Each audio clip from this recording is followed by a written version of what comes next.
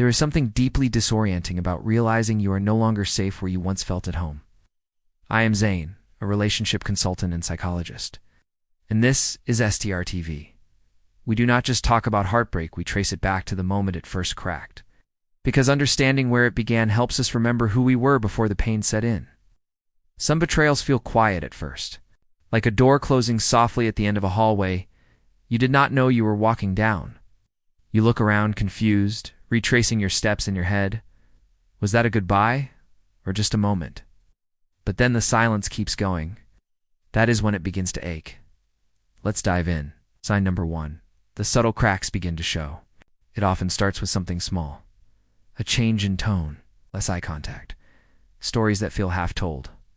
Maybe your partner begins pulling away when you lean in. You ask how they are, and they say fine, but the word lands like a stone. You do not want to assume. You do not want to be paranoid.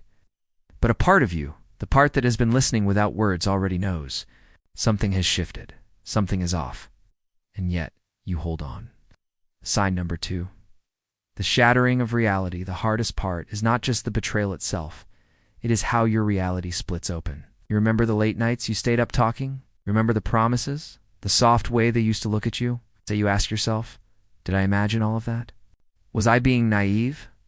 That is where the emotional damage begins. Not in what they did, but in how it makes you doubt yourself.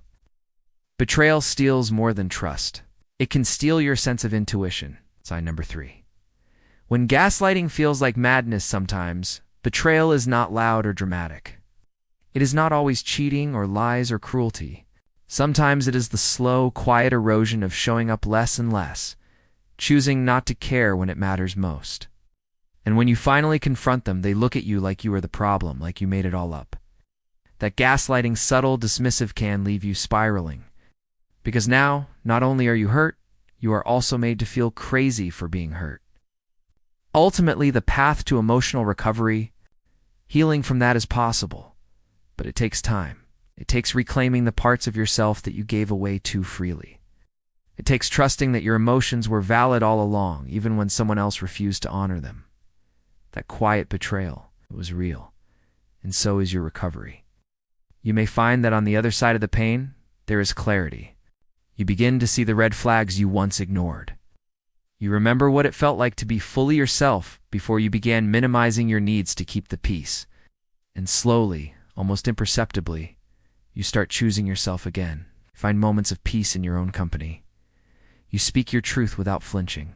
You realize that love should not cost you your voice, and that your instincts, once silenced, are still here. Still whispering? Still yours? What did it teach you? Have you been through something like this? How did you deal with it? What did it teach you about yourself? I am Zane, a relationship consultant and psychologist. Make sure to follow STR TV and, as always, tune into your emotional instincts.